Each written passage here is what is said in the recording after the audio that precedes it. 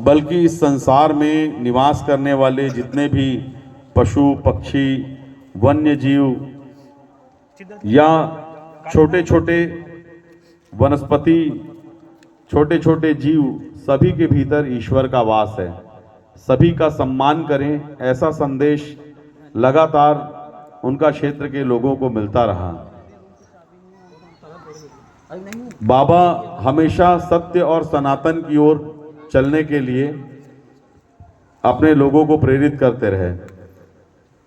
बाबा सनातन को बहुत अच्छी तरह से पहचानते थे।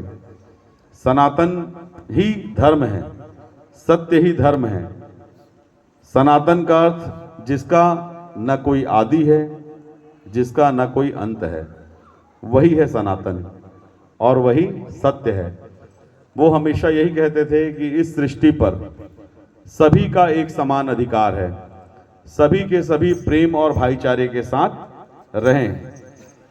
बाबा जी ये बात बहुत अच्छे से जानते थे कि जिस कालखंड में औरंगजेब का शासन था, उन्होंने हमारे सतनाम पंथ के भाइयों को बहुत ज़्यादा प्रताड़ना और पीड़ा देने का प्रयास किया।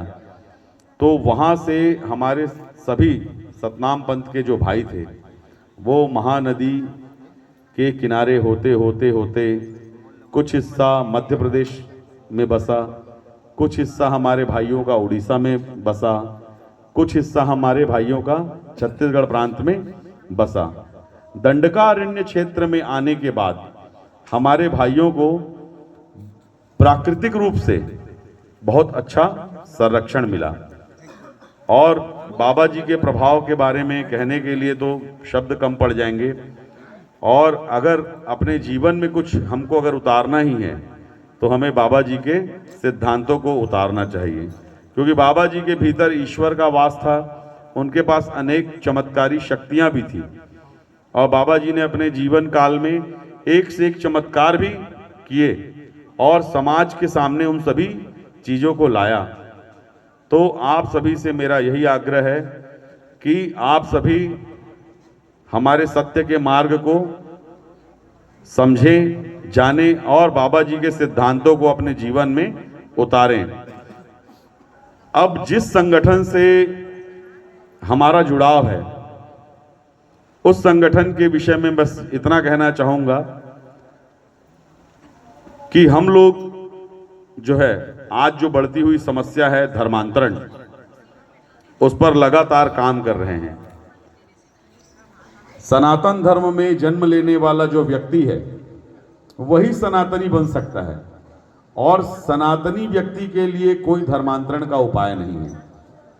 आप ये नहीं बोल सकते कि मैं हिंदू बन सकता हूं करके, या किसी और संप्रदाय का व्यक्ति ये नहीं कि मैं हिंदू बन जाऊंगा। आप बाकी संप्रदाय और पंथ में जा सकते हैं, पर हिंदू सिर्फ और सिर्फ पैदा होता है, जन्म लेता है।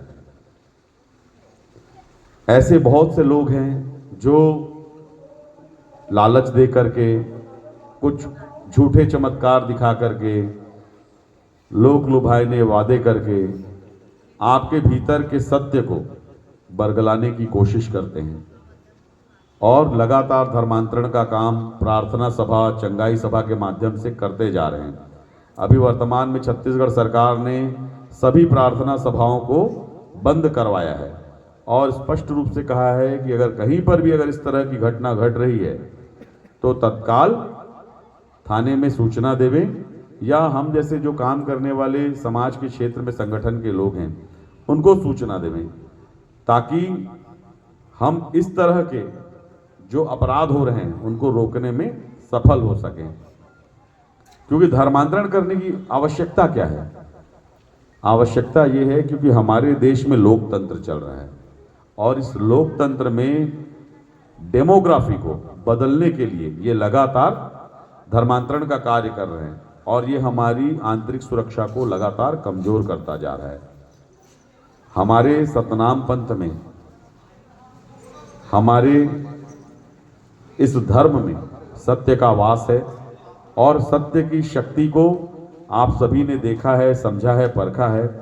हमारे कुल के देवी देवता है, गांव के देवी देवता है, हमारे क्षेत्र के देवी देवता है, जो लगातार हमारी सुरक्षा करते हैं, रक्षा करते हैं। पर यदि कभी ऐसा अवसर आया कि स्वयं के प्राणों पर कोई बात आई तो उस समय आपको क्या करना है?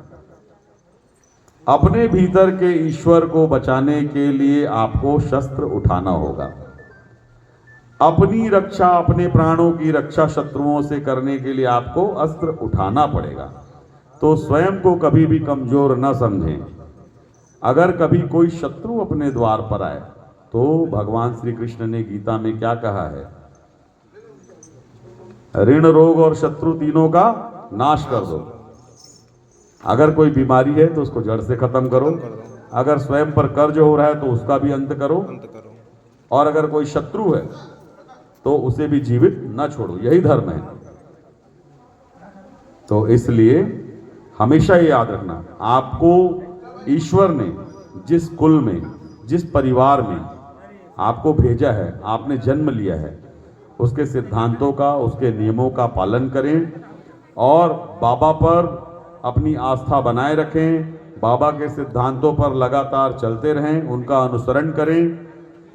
इन्हीं के साथ मैं अपनी वाणी को विराम दूंगा। मेरे साथ बोले, भारत माता की जय, भारत माता की जय। धन्यवाद। बहुत बहुत धन्यवाद आदरणीय बड़े भैया श्री